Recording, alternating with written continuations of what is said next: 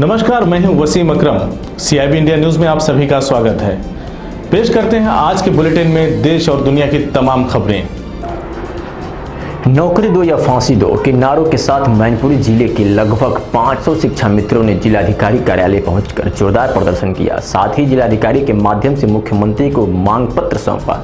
इसमें मांग की गई कि प्रदेश सरकार शीघ्र ही न्यायालय में पुनर्विचार याचिका दायर करते हुए प्रदेश की 1,70,000 शिक्षा मित्रों और उनके परिवार की रोजी रोटी छीनने से बचाने का काम करे, अन्यथा प्रदेश के 1,70,000 शिक्षा मित्र आत्महत्या करने पर मजबूर होंगे। पूरे मामले के अनुसार बीते दिन सर्वोच्च न्यायालय द्वारा शिक्षा मित्रों का समायोजन निरस्त किए जाने के फैसले के बाद शिक्षा मित्रों में रोष व्याप्त दिखा। 5 सैकड़ों से अधिक शिक्षा मित्र जिलाधिकारी कार्यालय पहुंचे और मुख्यमंत्री को संबोधित ज्ञापन जिलाधिकारी को सौंपा, जिसमें मांग की गई कि प्रदेश सरकार माननीय सर्वोच्च न्यायालय के पुनर्विचार याचिका दाखिल करे और शिक्षा मित्रों के भविष्य को सुरक्षित करने का काम करते हुए शिक्षा मित्रों के परिवार की रोजी रोटी बचाने का काम करे। योग्यता 1 साल की योग्यता को प्रश्न चिन्ह लगा रही है। हमने जो 17 साल तक बच्चे पढ़ाए तब वो योग्य थे, आज हम अयोग्य हो गए। अब हम कहाँ जाएंगे? 50 साल के हो गए। लेकिन इसके साथ सरकार भी पूरी तरह दोषी है, क्योंकि हमें केंद्र और राज्य दोनों तरफ से ये बराबर आश्वासन मिला था कि हम लोग शिक्षा मित्रों का अहित नहीं होने देंगे।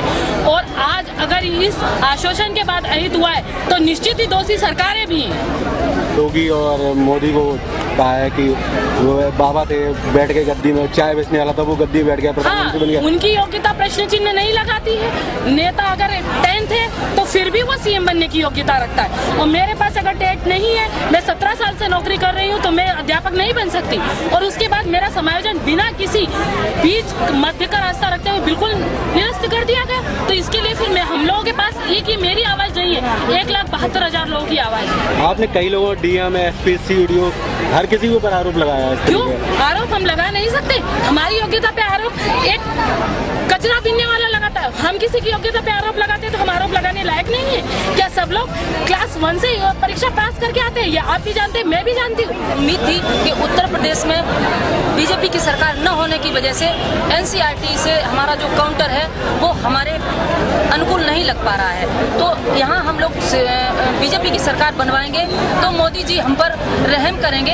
हमारे 17 वर्षों की तपस्या पर उनको तरस आएगा और हमारे बच्चों के भविष्य को देखते हुए वो हमारे पक्ष में काउंटर लगवाएंगे और माननीय सुप्रीम कोर्ट से हमको राहत मिलेगी। लेकिन ऐसा नहीं हुआ है, इसलिए हमारे कुछ साथी अगर आपको न्याय नहीं मिला तो आप अब हम लोग ओवर एज हो चुके हैं। जब हम लोग यंग थे और हम लोग किसी और नौकरी में जा सकते थे, उस समय हमें सरकार निकाल देती, या जो डिसीजन अब माननीय सुप्रीम कोर्ट ने दिया है वो उस टाइम दे देते तो हम कहीं कुछ कर सकते थे।